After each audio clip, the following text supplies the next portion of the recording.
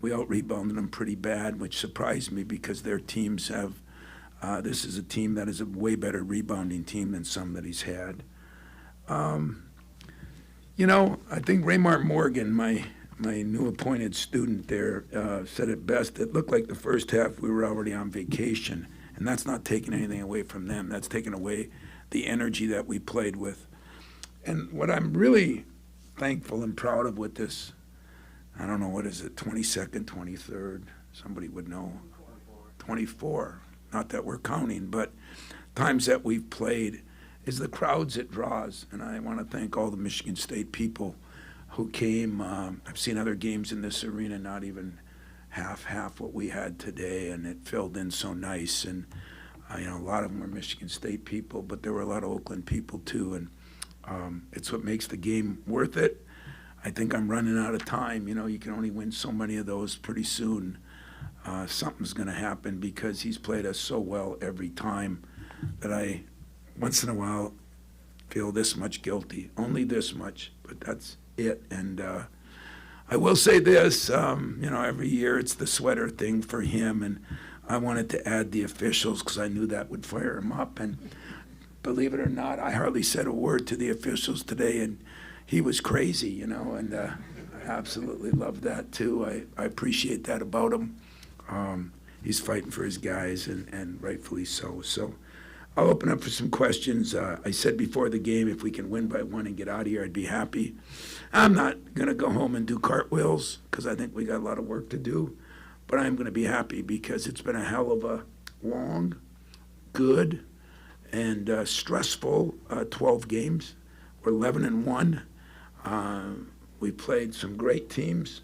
We played some good teams that weren't supposed to be great. I mean, this team, you know, is always going to be a tough game, but they're a little better than they were. You know, they're getting learning how to play without a guy, and they've won, I think, 5 out of 6 going in. So I'll take this win. There were some Power 5 wins, and this was a good win that wasn't Power 5 for us. Tom, were you surprised at the attendance at all? On the attendance?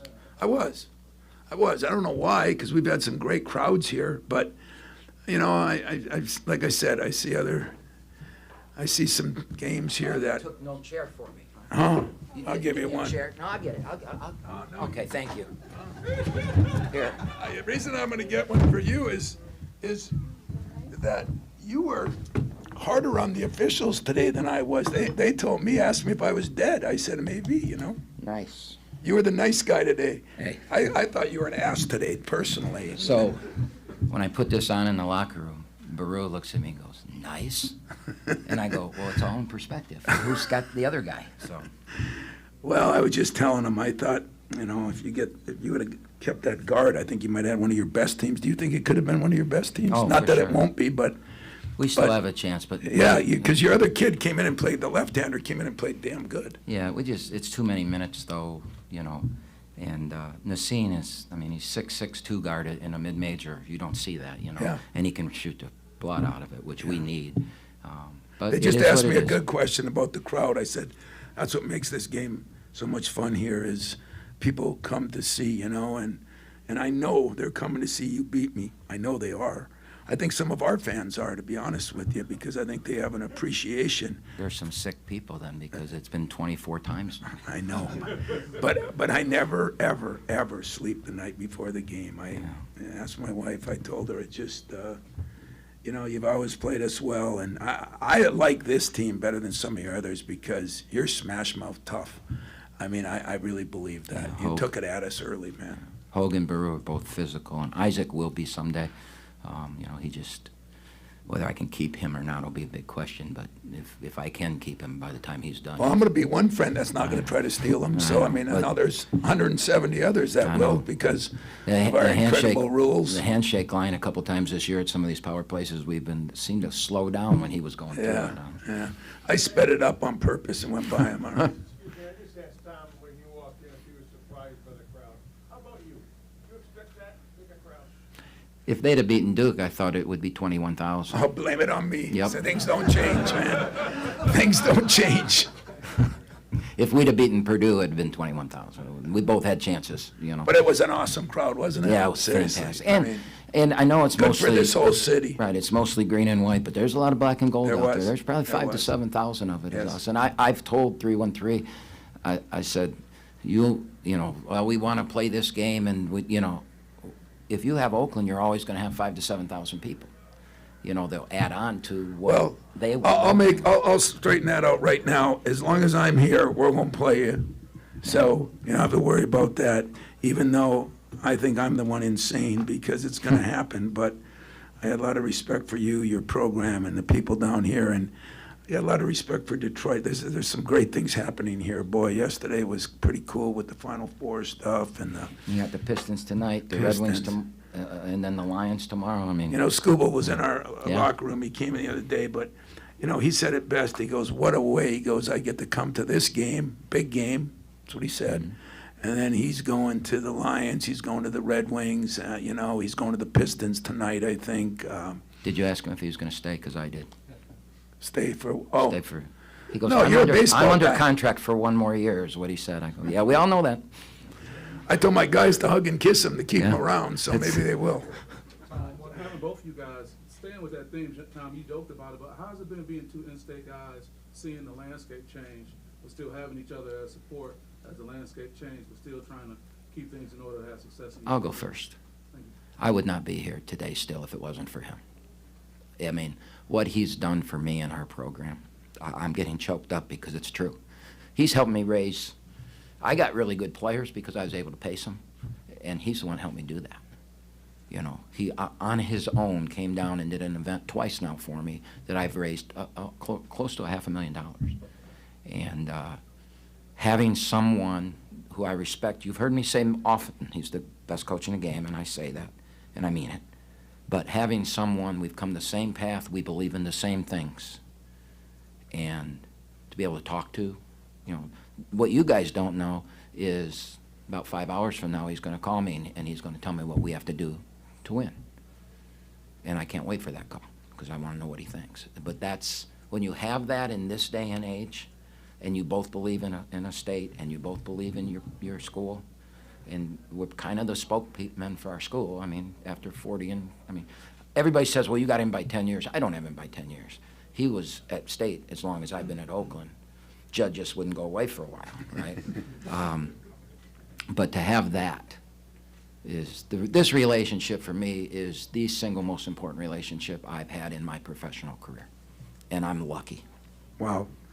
I remember a couple years ago when you had the kid that ended up at Arizona, I called you about him, and you said, I said, what do you think? He says, well, you should go after him, but I'm trying to keep him. And I says, well, I'll call him and try to get him to stay. And that's what's missing in our profession right now, We are absolutely poaching our own players. And you better hear me when I say that because it is the truth. And it'll never happen here. I'm grateful for it too. But this is a good win for us. We had to go against a zone that is. The only thing I will say about this zone, it's so good. I can't give him that much credit. I don't think he knows what they're doing sometimes, but what he's done this year to me, I'll tell you what I think you've done. They are flying around. You're way more aggressive in that thing. You used to pack it. And they're flying around, and you turned us over a lot in the first half. Second half, we did a little better job, and I think you did tire a little bit because you don't have as many bodies as we have. Yeah, I was happy for Cohen because he missed those 2 shots, and I was on him all week. And, I'm going to say something that I probably shouldn't say, but I'm going to say it anyway. This week I had a talk with his agent, and I don't get into that a lot, but he's got a really good one who cares that he's not blaming, he's talking. And I talked to his mother, and, everybody was a little concerned because he's not. And I said, I'm going to get back getting after him about the things he can do because he's a phenomenal rebounder in that. He hasn't been rebounding well. And I just told him in the locker room, you better thank your agent and your mother. If you think in my career, I've told a guy to thank their agent and their mother very often, you're frickin' crazy, okay? But that's what happens when everybody works together. And he had a pretty good game. He still missed some wide open shots, but I think he got some confidence, and he did get some big time rebounds, and that's the way he's got to play. We need him to play well if we're going to be anything but better than we are. We asked him about your lineup. You've been able to kind of move some pieces around here and there. One, is it important what's the importance of getting those looks of different guys together? Two, how important is it to get the wins while you're doing that? Well, you know, like he's got to look at some different guys too. His is by because of tragedies or things that have happened, and you know, I'm still not happy. You know, we're still inconsistent at one position, and sometimes it affects others. But hey, you know what? I'll musical chair it till I have to, and if it's not great, that's the way it works. You know, if a guy doesn't. I think we try to look at it as if it's effort related. I heard him get on. It's fun to be down on the court with you now because I was calm today and I listened to you. And when you got on a couple of those players, I went in my huddle and said, he was right. You know, that guy should have covered the baseline. I said, he can coach too, remember that. And I really believe that we're both trying to hold guys accountable how hard they play. Greg, after having prepared for and now playing Tom's team, what's your assessment of the team and their chances potentially to make a run deep in March? Well, I'm not going to sit here and say that in front of him because it's putting pressure on him. You guys will say, well, Kampe said this. I think we've played 4 teams ranked in the top 9. Number one, and they're all the number ones, all right? On a given night, they can beat any of them. They've got, you know, there's great coaches.